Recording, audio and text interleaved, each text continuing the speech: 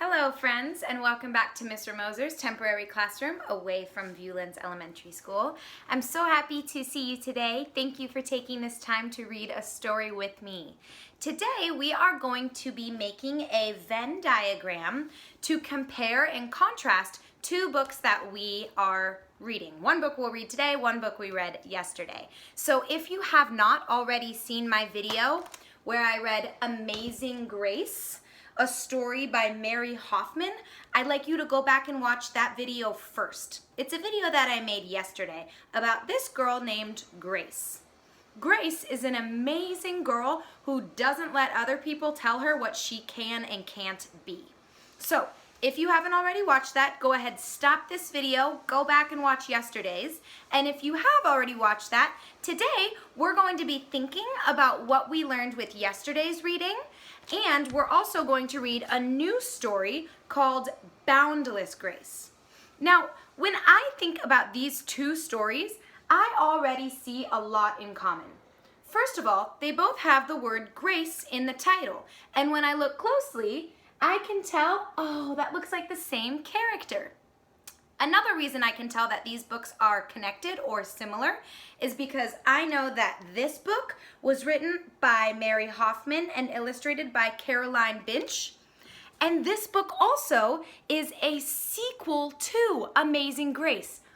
Just like how you might watch movies and then a second movie comes out, this is kind of like the second book that sequels, it comes after Amazing Grace. So Boundless Grace is the sequel. It's the next book. This story is also by Mary Hoffman and Caroline Binch. Lots of similarities there.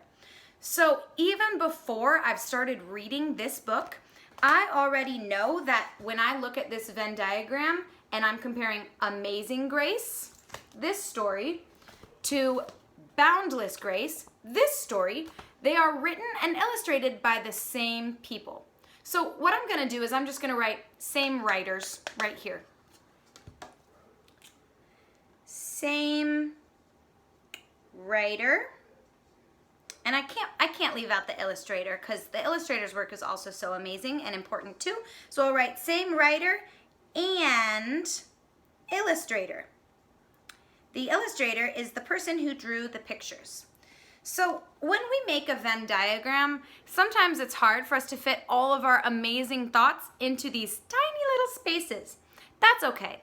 The main reason that we make a Venn diagram is to organize the thoughts in our head so that we can have a better conversation with our teachers and peers later. So what I've written here is in this same section of our Venn diagram where we think about what happened in Amazing Grace and Boundless Grace, they have the same writer and illustrator. Let's go ahead and explore what else we notice is maybe the same or different in Boundless Grace. I totally almost forgot. We need to place ourselves on the mood meter. So before we read the book, I'm going to take a moment to think about how I feel today. What is my body telling me? Today, Mr. Moser is in the yellow zone. I feel happy and excited. I feel happy because I'm really excited to read this next story with you. Take a moment to think about what zone you're in today. When you're ready, I'd like you to say the sentence, today I'm in the, and say what zone out of all the colors you're in. Let's say that together right now. Today I'm in the zone. Awesome. Thanks, friends.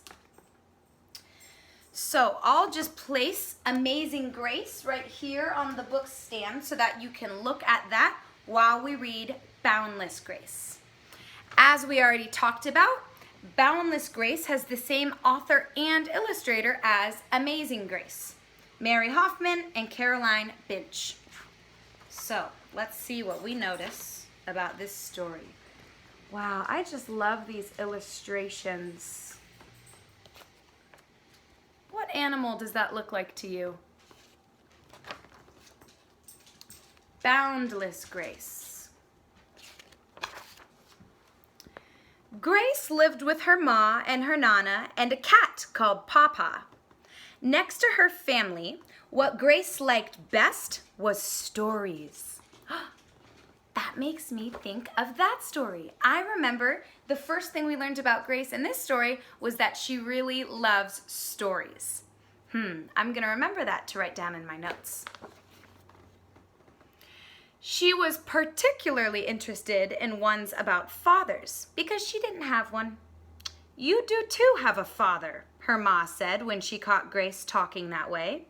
I must have told you 100 times about how we split up and your papa went back to Africa. He has another family now, but he's still your father, even though he doesn't live with us anymore.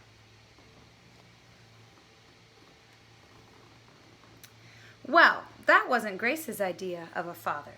She wanted one like Beauty's, who brought her roses from the beast's garden in spite of the dangers.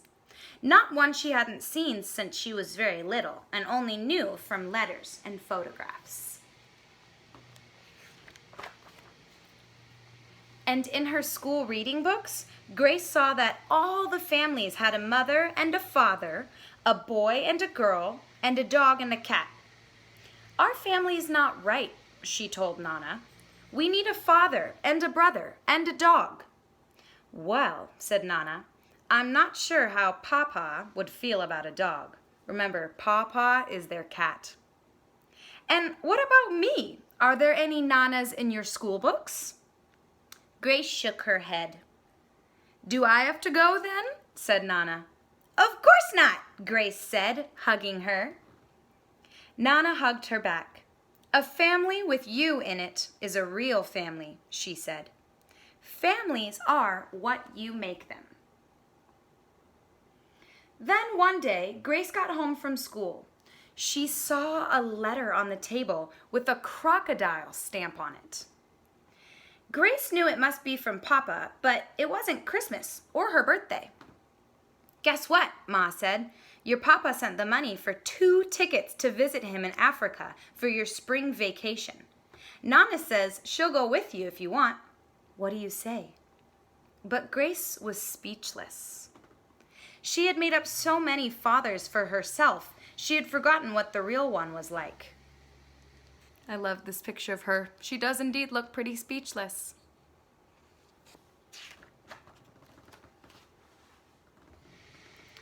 Grace and Nana left for Africa on a very cold, gray day. They arrived in the Gambia in golden sunshine, like the hottest summer back home. It had been a long, long trip. Grace barely noticed the strange sights and sounds that greeted her.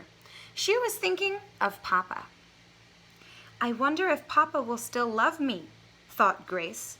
He has other children now. And in stories, it's always the youngest that's the favorite. She held on tightly to Nana. Wow, look at this illustration. Have you ever been to an area that's new, somewhere that you've never been before? What do you remember about going somewhere new? Right here it says, Welcome to the Banjul International Airport. Outside the airport was a man who looked a little like Papa's photo. He swung Grace up in his arms and held her close. Grace buried her nose in the shirt and thought, I do remember. In the car, she started to notice how different everything seemed. There were sheep wandering along the roadside and people selling watermelons under the trees. Grace's Papa looks like a very kind man indeed. I love how he's smiling and holding her tight. And when they reached her father's compound, that's another word for his home where he lives. That means his yard, his house, everything. A compound is a big space where someone lives. There was the biggest difference of all. A pretty young woman with a little girl and a baby boy came to meet them. Grace said hello, but couldn't manage another word all evening. Everyone thought she was just tired, except Nana. What's the matter, honey? She asked when they went to bed. You've got a father and a brother now, and they even have a dog. But Grace thought, they make a storybook family without me. I'm one girl too many. Besides, it's the wrong ma.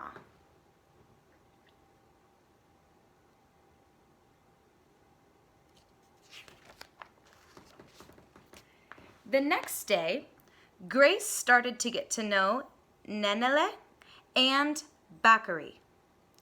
The children thought it was wonderful to have a big sister all the way from America. And Grace couldn't help liking them too. But she had to feel cross with someone. Grace knew lots of stories about wicked stepmothers, Cinderella, Snow White, Hansel and Gretel. So she decided to be cross with Jitao. I think Jitao might be the stepmother. I won't clean the house for her, thought Grace. I won't eat anything she cooks, and I won't let her take me into the forest.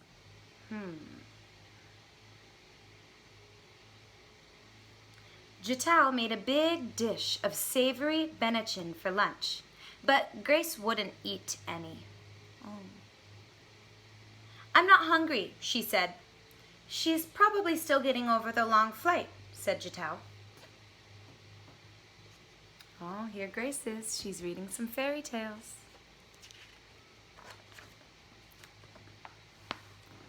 When Papa came home from work, he found Grace in the backyard. He sat beside her under the big old jackfruit tree. This is where my grandma used to tell me stories when I was a little boy, he said. Nana tells me stories too, said Grace. Did she ever tell you the one about how your ma and I came to split up? Asked Papa.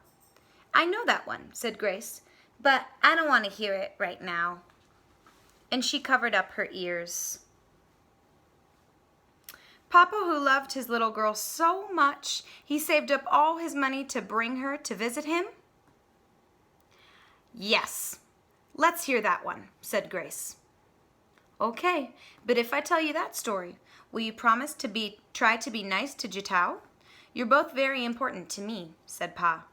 Grace thought about it. I'll try, she said. The next day they went to the market. It was so much more exciting than shopping at home. Even the money had crocodiles on it. Lots of the women carried their shopping on their head. Here's an example of one woman carrying her shopping on her head. What do you notice that maybe looks a little bit different from where you usually shop than where Grace and her papa are shopping right now? Then they went to a stall that was like stepping inside of a rainbow. There was a cloth with crocodiles and elephants on it, and cloth with patterns made from pebbles and shells, and so many colors. We can choose cloth for Grace. We can choose cloth for Grace's first African dress, said Papa. Grace and Nana spent a long time choosing. No one was in a hurry. Wow, look at some of these beautiful options Grace is looking at. Hey, I recognize that animal. What animal is that? It looks like an elephant. The days of Grace's visit flew by. She played in the ocean with her brother and sister, and she told them a bedtime story every night. I remember from the last book that Grace is pretty good at telling stories too. She told all the stories she knew. Beauty and the Beast, Rapunzel, Rumpelstiltskin. It was amazing how many stories were about fathers who gave their daughters away. But she didn't tell them any about wicked stepmothers.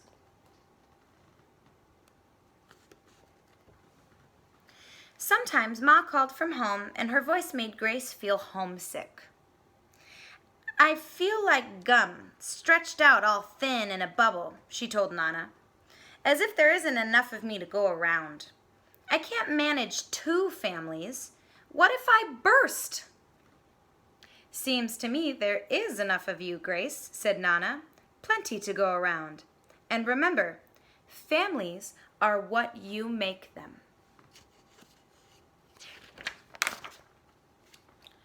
Soon, it was their last evening, and there was a big farewell party at the compound. Grace and Nana wore their African clothes, and Grace ate twice as much Benetton as everyone else. Now you really might burst, said Nana.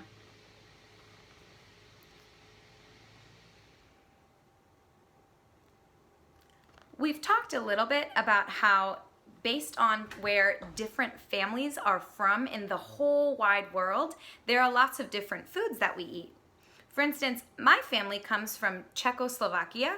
It's now called the Czech Republic, and we eat a lot of pork and cabbage. And I've noticed that Grace's family in Gambia, which is a country in the continent of Africa, they eat this food called Benetton. Now, I've never eaten Benetton before, but I would love to try it.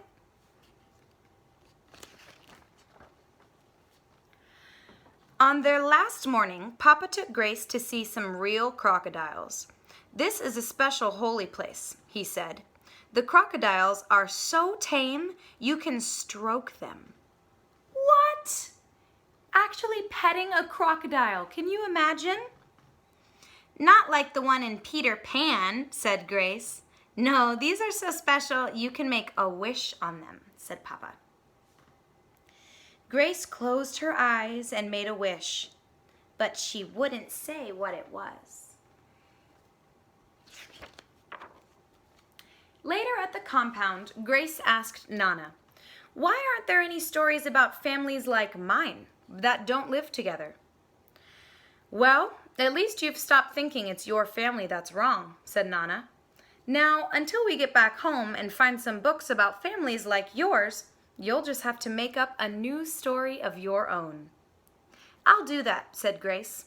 "And when we're home again, I'll write it down and send it to Jitao to read to Nene and Bakari." The whole family came to see them off at the airport. Grace was sorry to say goodbye to her new brother and sister, and even to her stepmother. But leaving Papa was hardest of all.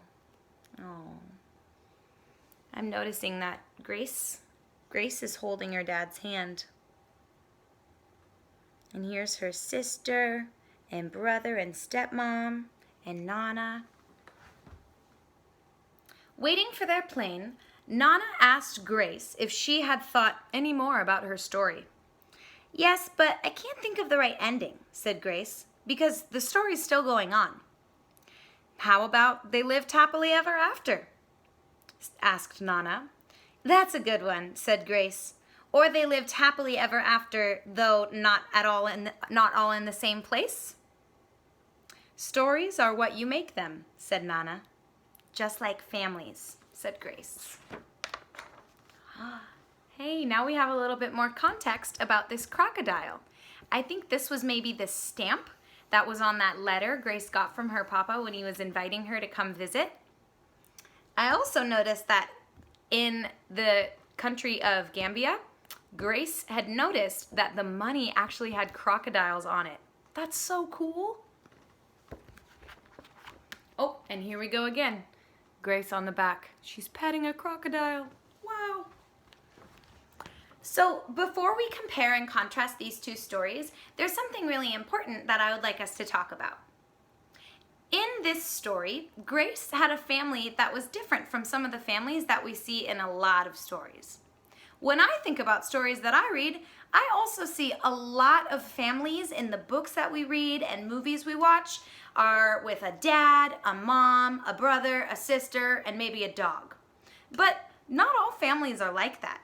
And it's pretty cool when people have families that are different. Some families have a mom and a mom. Some families have a dad and a dad. Some families have a mom and a dad and lots of brothers and sisters. Some families might have a mom and a dad and a stepmom. You might have stepbrothers and sisters the way that Grace found out she did. No matter what, just like Grace's Nana said, families are what you make of them. We never want to judge someone else's family because it's different than ours, because everyone's family is awesome, just the way it is. So, when we think about this story and Amazing Grace, let's take a moment to think about some things that were similar, that we can compare together, and things that were different, things that we can contrast. Well, when we read those stories, I noticed they all had the same main character. Who was the main character? Grace. So once again, we can write Grace. Grace was the main character. I also noticed that in both of these stories, Mama and Nana were other main characters. They weren't in the story as much as Grace herself, but they definitely had a really big role. So we can write Grace and underline it, and then we can also write Nana and Mama. So we notice some of those same characters in Grace, Nana, and Mama. Now, in Boundless Grace, did we have some other characters that we met? We so did. We had lots of other characters. We met Papa. We also met another brother and another sister and a stepmom. So I'll just write bro, sis, and stepmom too. Wow. I know that at first it was kind of strange to meet new people that Grace knew were her family members, but in the end, she ended up loving them so much and realizing that her family was awesome just the way it was. So I'm going to put a big heart right here to help myself remember that all of these characters were very, very important in the story. Another thing that I noticed about Boundless Grace is that the setting was different. In Amazing Grace, we didn't actually learn what country that story took place in, but I might assume that they were maybe in America. Now, I might be wrong, so I'm not going to write that here, but one thing that we know for sure is that in Boundless Grace, Grace spent a lot of the story in Africa, in the country of Gambia. So, for over here, I can write setting, that means where the story took place. The story took place in Gambia. Wow. There's a lot of other things that I noticed were different about Boundless Grace and Amazing Grace. For instance, Amazing Grace, we learned about how Grace stood up for herself when she wanted to be Peter Pan in a play. So in Amazing Grace, our main character Grace, she was Peter Pan. I also noticed that a lot of the story in Amazing Grace took place in school.